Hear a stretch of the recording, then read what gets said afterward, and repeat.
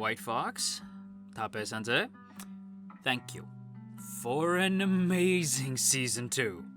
Now hurry up on to Season 3, will ya? But with that said, hello everybody. Welcome back to the channel. Welcome back to another one of our weekly ReZero Season 2 discussion videos. Today we're here to talk all about episode 25, the finale to Season 2, Offbeat Steps Under the Moonlight. But before we get to the video proper, quick reminder if you haven't done so yet, to hit that subscribe button, ring that bell, set notifications to all, let all of AndyTube know that you're here. Don't think that just because we're going to stop talking about ReZero that I'm not going to have stuff to talk about. We're still going to be covering a bunch of stuff next season, and I'm thinking about doing like a weekly news show, like a sort of like a roundup of the news, like anime and maybe some gaming news that week. If that's something you're interested in, go ahead and hit that sub button. But without further ado, let's go ahead and jump right into this week's finale. It's so good! Okay, so there's quite a few things that we have to get through this week. I want to talk about the Great Rabbit thing. I want to talk about visiting Echidna's tomb. I want to talk about all the stuff that happened with my husbando, Rosewall. And of course, I want to talk about the Subaru and Amelia, everything. Before we get to that though, quickly gonna address the Great Rabbit thing. Because to me, I was very excited for this, and I was very much like, I felt very satisfied with it. I don't know what the general consensus is, but I was very satisfied with what happens with the Great Rabbit situation. However, it's funny that, like, this big moment, right, like, taking down the Great Rabbit, this thing, like, killed, like everybody in previous timelines and stuff like that. When they get taken down, I was like, yeah! And then through the rest of the episode, I was like, I forgot that even happened. Like, that's how much stuff happens. That it's like, oh yeah, we beat the Great Rabbit. Because I was at the end of the episode going like, that was amazing. What a great season, right? And what's in my head isn't the fight with the Great Rabbit. It's scenes with like Beatrice and Rosewall and Subaru and Amelia being adorable. You know, like that's where my head was at. I was like, oh yeah, and the Great Rabbit thing was sick. Right? Like that's how invested I am at this point. Because, like, you guys know me. I'm a bit of a hype beast, right? Like, I like all I request from a show, all I really ask for is give me shippable characters who are in a series with hype moments. That's all I really ask for from a show. Give me hype moments, give me shippable characters. That is all I ask. Don't ask for much else. And I gotta say, like, a big part of me like getting into the series was the fact that like the dialogue was just so good, but the series also has moments like the Great Rabbit where it's like, oh, it's like popping off. And so seeing Biko and Subaru like on this full-on dynamic duo status taking on the Great Rabbit pretty much solo. Like Amelia comes in clutch at one point, but for the most part, Subaru and Beatrice are like front and center, right? It's the two of them. Like Subaru acts as a decoy at one point. I can't remember the name of the spell, but Subaru even says like, this thing's hard to say, like when they're firing it off. And he like runs around the Great Rabbit in this big like rectangle shape. And then Amelia's like, I got it. And like uses like the rectangle they made to like lift the Great Rabbit up into the air. And then they use, I believe it's Al-Shamak? I don't remember what it is. It's one of the spells where it's like it was something Shamak. I'm so sorry, guys. You know me, I'm terrible with names, and I apologize. And I'm a little bit emotional and kind of hype right now, so you'll forgive me, hopefully. But yeah, Beatrice like has enough time to cast the spell, and when she does, they start to eat each other. It's like the Joker said, these people, they'll turn on each other. But in this case, it was these rabbits. And these rabbits turned on each other. It was actually kind of vicious. I was like, oh, the bunnies. Oh, I don't know how I feel about that. That made me feel kind of bad, even because they're bunnies, right? Bunnies are cute, but at the same time, not these ones. So yeah, it was definitely like a celebratory moment. And I think one of the biggest moments from that celebration that hit the hardest, and this is where we're going to start kind of talking about Rosewall. We're still going to talk about Biko as well. But one of the moments that hit the hardest from this moment is Rosewall like watching the Great Rabbit be destroyed. Biko has this moment to celebrate with Subaru. Amelia shows up and they start celebrating, and everybody starts celebrating. Everybody in Sanctuary is all happy. And Rosewall is just sort of like looking up into the void where the Great Rabbit once was. And then he sees a hand like, gently grab his face, and it's Ram, and she's okay. And I was like, I knew it! Right? I was like, yeah! Like, I knew she'd be okay. Like, I was like, is she gonna be seriously hurt? That was my concern. And thankfully, no, because Biko shows up. So she's like, you're lucky I'm here, by the way. Like, that would have seriously killed you otherwise. And, it's just nice to have that moment. That moment, to me, hit hard. Because it's like this big celebration, but Rosewall is so lost in his own confusion and self-hatred. And then seeing that Ram was okay, he, like, allows himself finally to just fall apart, right? Like, he just starts to cry. He's overwhelmed with emotions. And it's the first time we've really seen him like that, right? Like, where he's, like, we've seen him broken last week, but this was, like, the moment where he was allowed to, like, let go. You know, he was allowed to let go of the Rosewall facade and just be, well, I guess the Rosewall, like, that facade, that went away, and it was just Rosewall. Right? And he was just allowed to be emotional. And I thought that scene was great. You know what else I thought was great? The echidna scene. The echidna scene messed me up, and I'll tell you why. Because Beatrice didn't know what we knew. Like, we've been knew that this is the same Rosewall, right? Like, I assumed everybody knew that. So I hope I didn't spoil that, but I mean, like, they made it very obvious that it's the same Rosewall. Rosewall even says it's the same Rosewall. But Beatrice didn't know, you know, she wasn't around for a lot of those conversations. So she just didn't know that this was the same Rosewall. Like, she assumed that it was Rosewall's, like, descendants, you know, like, and it just keeps getting passed down and down and down, further and further and further. But it's actually just that he had sort of figured out the trick to Echidna's immortality thing that she was chasing. So he just kind of knew how to pass his soul down further and further. So she assumed, yeah, that this Rosewall was somehow like a different Rosewall from, you know, like a descendant or something. But it's been the same one this whole time. And that's the scene of them visiting the tomb. It hits hard for one major reason, and that reason being that both of these characters, it feels like a fresh start for them, while at the same time feeling like a sad but, like, hopeful ending as well. This was pretty much, and might very well be, the last time that they actually get to see Echidna. I feel like Rosewall might get to see her one more time. I don't think he's fully going to be reunited with Echidna like he wants. But, and we'll get into that in a bit. But I do think that this might be the last time they really see her, you know? I could be wrong. And again, if you're a light novel / web novel reader, you guys know the drill by now. Do not tell me. You guys know the drill. Do not tell me anything. Don't tell me. Just do an asterisk laughs in light novel or web novel. Do that, you know, like, and then everybody will know what you're talking about. But I won't, and that's the main thing. But, Rosewall revealing that he's the original, in that scene of him saying, like, or Beatrice saying, like, Rosewall, welcome home. Like, that scene killed me. Her saying welcome home and him saying I'm back is like, oh, so emotional. And even said, like, you could tell he feels bad that he did all the things he's done, but also that he, like, neglected Beatrice for so long, you know, like, he genuinely feels bad and wants to atone. He also just wants to be reunited with his teacher, and he's respected the fact that Subaru won, but I do feel like there's genuine regret and bad feelings there. You know, like, he does feel sorry for what he's done.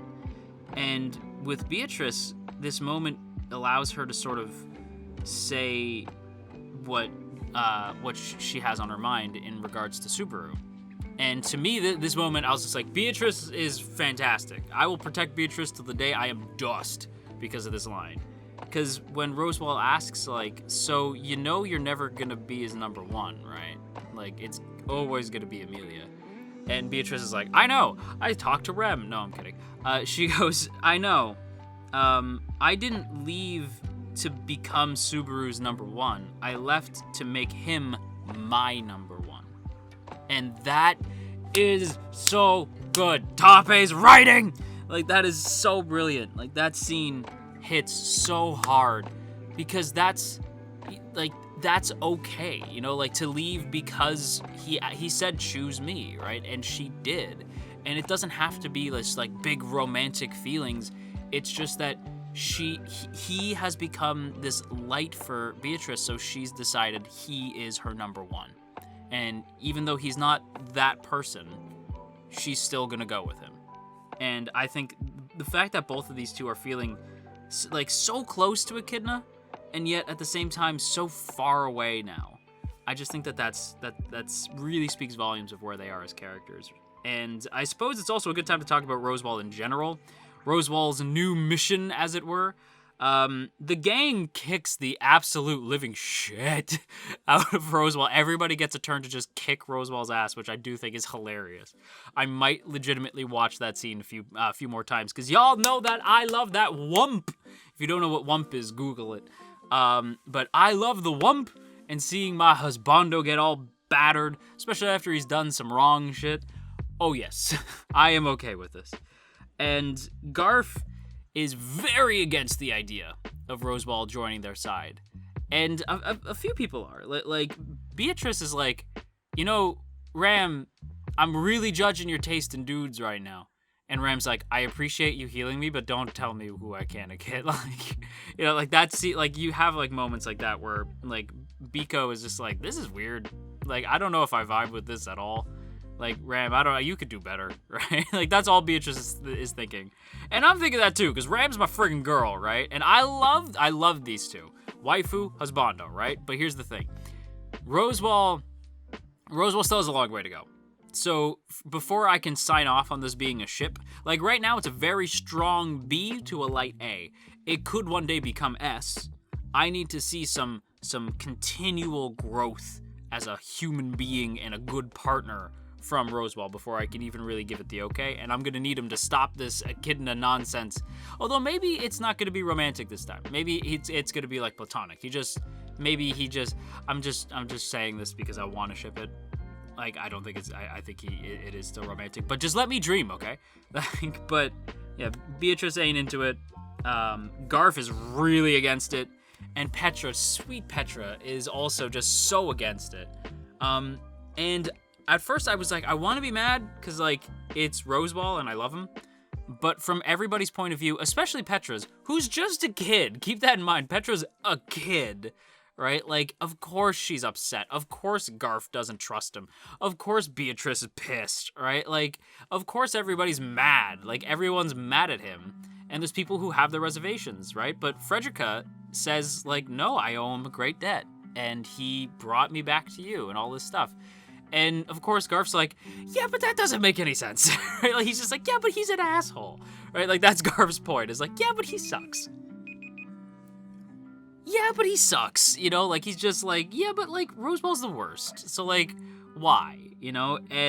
But it doesn't matter. Like, Otto, by the way, Otto gets a punch in, and Garf even says, like, you know, for a dude who says that, like, he didn't need to get an ass kicking that bad, you were, like, throwing some pretty heavy punches.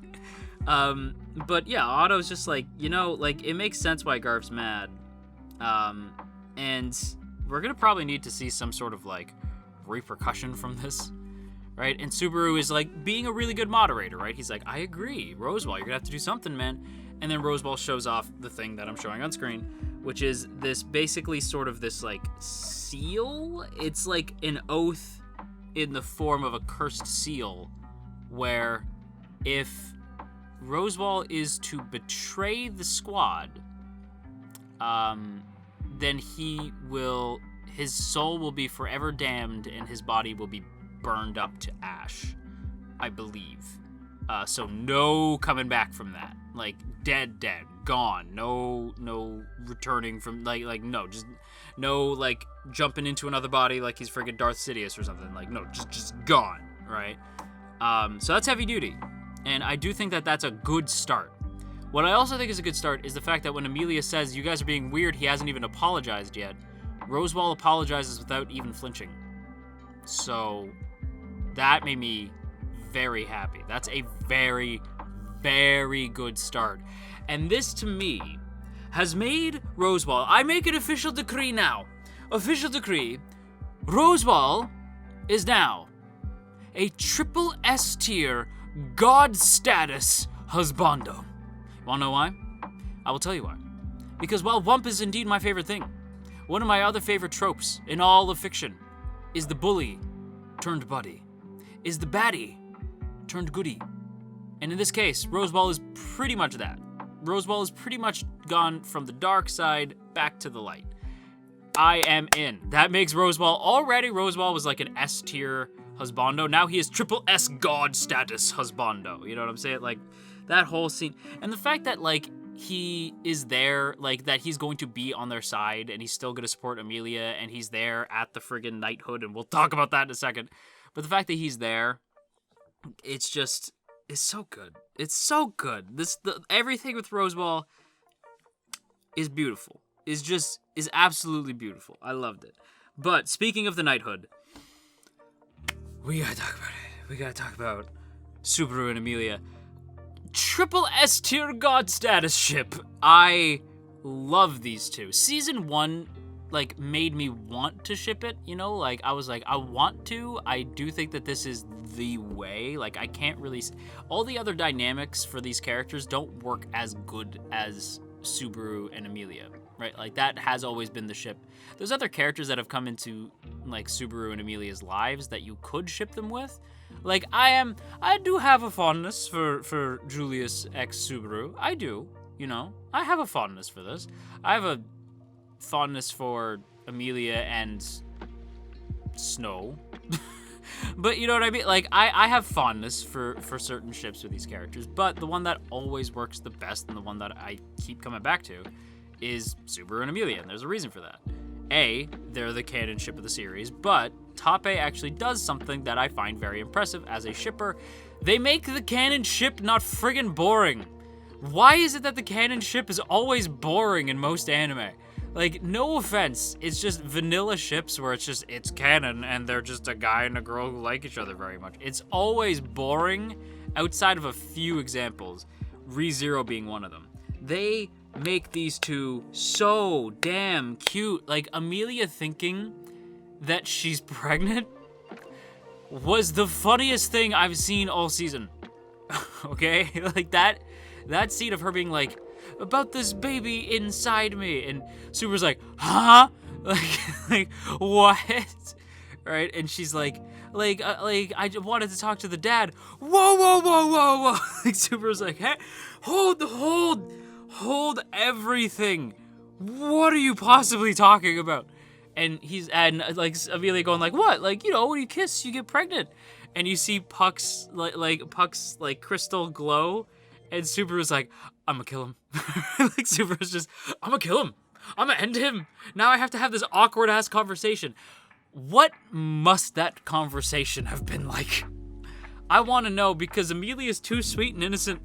Like, what must that conversation have been like? I do not know. I don't even know if he even broached that conversation. But another thing I should quickly touch on the fact, because this is, I mentioned him, Puck. I don't think we're seeing Puck for a bit.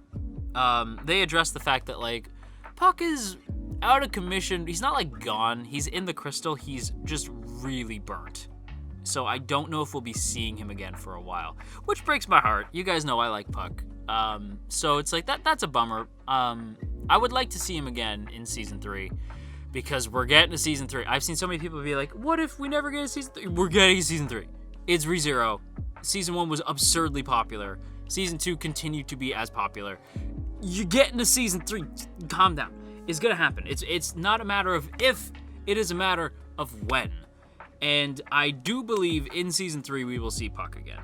Just because I'd be shocked if they didn't show up. I think Puck's great. But we're not here to talk about Puck right now, even though I love him. We're here to talk about Subaru and Amelia, because, oh my freaking god, so damn cute. They're so cute. Why are they so damn adorable? Like, the scene of, like, the conferment of knighthood with everybody, just everybody looking dapper, everybody looking clean, everybody looking fresh, everybody looks good, everybody looks top tier. They even brought Rem's there, and I'm like, my sweet girl. They put Rem in a chair and just sat her down. Okay. Like, I was like, all right, I feel like she should be in a bed, but you know what? Special occasion. Rem can be there too. And they put her in the outfit. And I'm like, hell yeah. Like, okay. But yeah, everybody looking great. I'm shocked Rem went the entire season, this entire arc, and she didn't wake up. But I kind of wish she did wake up, just so, like, because again, like, this is gonna seem mean, but I need, like, know that I say this as somebody who loves Rem. I wanted Rem to see that Amelia and Subaru are not only together, but that they're strong. You know what I mean? Like, I want her to not have to worry about them. You know, like, that's what I want for Rem. Like, I want Rem to be able to be like, okay, Subaru's always gonna be my number one. He's my best friend. I love him, both platonically and romantically, although it's not reciprocated. But, like, it's okay for me to let him go. You know, like, I want that for her. Like, I want her to have that moment. Because if she saw them, she'd think they're as cute as we do, at least as I do. Like, that scene where oh my god, the scene where he says, like, I swear on the sun and the moon, the stars, I swear on the spirits and everything in between, I swear to my mother and father, I will be your knight. Like, I am yours, right? Like, that scene made me go like, stop it, Subaru, you're making me feel. You know what I mean? Like, you're making me feel things. Such a good scene. Brilliant scene. Dang it, Tape! Dang it! I didn't want these emotions. Look how cute they are! Look at this friggin' screenshot! Look how cute! Like, goddamn! Like them talking and watching the party, and then dancing together at the end of the season, and everything's happy, and there's no, like, it's a happy ending. To quote Simpsons, like, I just wanted a happy ending. I don't want any zombie turkeys. Again, just to quote Simpsons, like, I don't want any zombie turkeys. Just want a turkey sandwich, okay? That's all I wanted was a happy ending. I just wanted a happy ending. I didn't want any craziness. Just give me a happy ending to the season. And I got it. And it was beautiful. And they worked hard to get there, and that's how you do it. You put the characters through the ringer, you make them go through the emotions, you make them go through the physical pain, and by the end, you give them a happy ending at the end of the season, and I got that. And they're a friggin' triple S tier ship. And I don't know why I'm, like, angry about it, but I'm angry. I'm upset that this show is so good. I'm upset. I'm not. I'm very happy. It was brilliant. I can't stress enough. I cannot stress enough that this entire season was brilliant. 10 out of freaking 10 this season. Brilliant. I don't think there was an episode of the season I didn't like. Like, I truly don't think that there's an episode of the season that I didn't like. I can't say that about a lot of other shows this season. Although, this is the season with the most 10 out of 10s I've given in a long time. You know what I mean? I gave ReZero a 10, gave Dr. Stone a 10. Like, it's shocking the amount of 10s that have come out of the season. Like, it's legitimately kind of wild. Between Dr. Stone, Jujutsu Kaisen, and ReZero, I have no words for this season. This entire anime season in general was fantastic. But ReZero, and I'm gonna say this, and I mean, like, I'm probably gonna get heat, but ReZero is A, the best isekai, B, the best sequel this entire season, and C, it's in my top 10. Like, this season is in my top 10. This season is brilliant. I loved season 1. It was like in my, like, top 20. Season 2 is probably somewhere in my top 10. I'm gonna have to, like, really think about it. I'm gonna have to make, like, if you guys don't know, in my Annie list, which is linked in the description, I have my top 300 characters, which is sorted, by the way. My top 300 characters of all time, right? And some characters from season 2 are there. Because we had, like, that half season, right? So some characters are sorted in there. A lot of them are going to be near the top now. I should make a video, like, sorting through my top 300 characters again. But yeah, that's... I have so much work to do with that, because so many characters this season were so top tier. And my god, this season has definitely reached my top 10. What an amazing season. Again, White Fox, Tape Sensei, thank you. Thank you for a brilliant season. Now please give us season 3. Soon. Don't make me wait that long again. Soon. Please and thank you. But with that said, that is going to wrap up today's video here. So I hope you guys enjoyed. If you did, don't forget to boop that up snoot. Share if you care. Leave a comment down below. And of course, make sure that you hit that subscribe button, ring that bell, set notifications to all, let all of AniTube know that you're here. And of course, before we go, as always, I want to give a big thank you to the good folks in the T Squadron. Look at these beautiful people. Look at all these beautiful names. And hey, if you would like to join these beautiful people, there are 2 ways to do so. The first is by hitting that join button right beside the sub button. That gets you a badge next to your name, some emotes to spam in the comments, and of course, your name scrolling past the screen here. Or you could check out that Patreon link in the description. Either way, it is super appreciated. So, once again, a big thank you to the T Squadron. Thank you guys for joining me on this crazy journey that was ReZero Season 2. I hope we talk about Season 3 sooner rather than later. I do want to do that news thing. So if there's no shows that I'm talking about next season, I at least want to do like a news roundup or something. Something you guys can watch if you're not watching the same shows as me. Because I'm pretty much only probably going to be talking about 6. Like, I'm either maybe 7, but like maybe 6. I haven't decided. But yeah, anyway, bye!